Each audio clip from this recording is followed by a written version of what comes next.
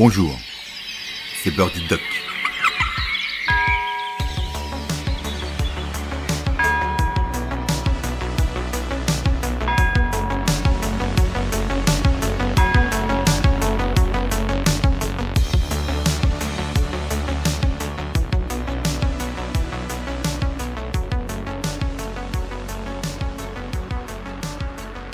Dette et Europe, protection ou perte d'influence?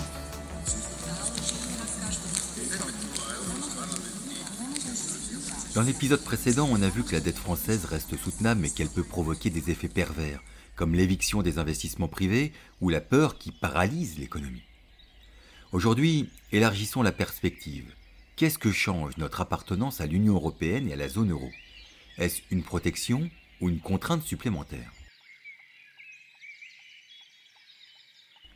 Première idée, la France est un poids lourd économique et politique. C'est la deuxième économie de la zone euro derrière l'Allemagne, c'est environ 15% du PIB de l'Union européenne et c'est un membre fondateur, pilier politique et militaire. Si la France venait à défaillir, ce serait un effet domino pour toute la zone euro. Autrement dit, il n'y a aucun intérêt pour l'Union de laisser la France sombrer. Et surtout, la zone euro a mis en place des instruments de protection. La Banque Centrale Européenne peut intervenir sur les marchés en cas de crise avec des rachats massifs de dettes, comme en 2012 avec l'Italie et l'Espagne. Il existe aussi le mécanisme européen de stabilité qui peut accorder des prêts d'urgence à un pays en difficulté. Pour la France, cela signifie qu'un scénario de défaillance à la grecque est irréaliste. Et vous pourrez remarquer que j'ai dit défaillance et pas faillite. Parce qu'on entend souvent que la Grèce a fait faillite en 2010-2012. Ce n'est pas exact. Une entreprise peut disparaître juridiquement quand elle ne peut plus payer, c'est la faillite. Un État, lui, ne disparaît pas, mais il peut tomber en défaut de paiement, c'est-à-dire ne plus être capable d'honorer ses dettes. Et c'est ce qui est arrivé à la Grèce, avec des conséquences plutôt cataclysmiques. Le marché financier ne voulait plus lui prêter, les taux d'intérêt exigés dépassaient parfois 30%, et Athènes a dû demander l'aide de ses partenaires européens et du FMI. Concrètement, la Grèce a subi une restructuration de sa dette. Les créanciers privés ont accepté de perdre plus de 50% de la valeur de leurs titres, mais en échange des plans de sauvetage, la Grèce a dû appliquer une austérité très dure, avec des baisses de salaire, avec des baisses des montants de retraite, des coupes budgétaires massives et une explosion du chômage. Alors le résultat, c'est que la Grèce est restée dans la zone euro, mais son économie et sa population ont énormément souffert.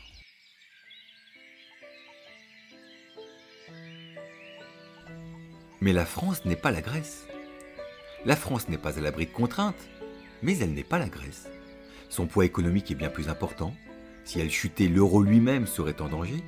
Elle emprunte encore à des taux bien plus raisonnables, 3,5% à 10 ans contre des dizaines de pourcents pour la Grèce lorsqu'elle était en crise.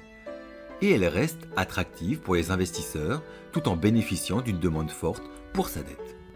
Autrement dit, la France ne connaîtra pas un scénario grec, mais elle peut être rappelée à l'ordre si sa dette continue de grimper. La question n'est donc pas la faillite, mais la crédibilité. Les critères du pacte de stabilité imposent en principe à tous les pays membres de l'Union économique et monétaire un déficit inférieur à 3% du PIB et une dette inférieure à 60% du PIB, et nous en sommes loin.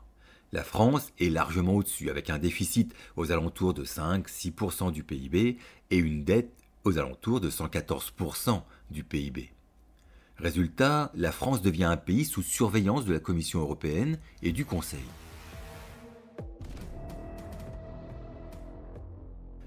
Cela fragilise son poids politique.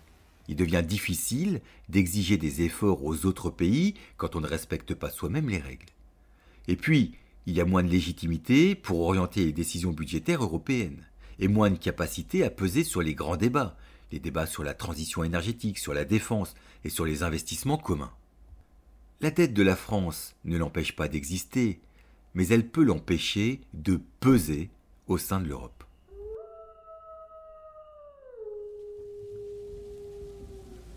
En conclusion, être dans l'Union européenne, c'est une protection contre la faillite, mais c'est aussi une mise sous surveillance. La dette française n'explosera pas l'euro, mais elle peut réduire notre capacité à convaincre, à orienter et à décider.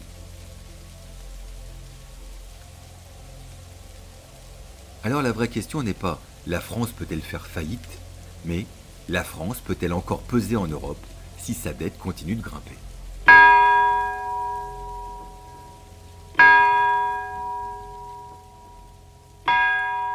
Voilà, on en a fini avec la dette publique de la France.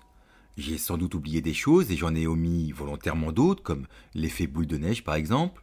Mais j'espère que cette petite série de podcasts a pu vous éclairer un peu, rassurer certains d'entre vous, et surtout vous donner les clés pour débattre.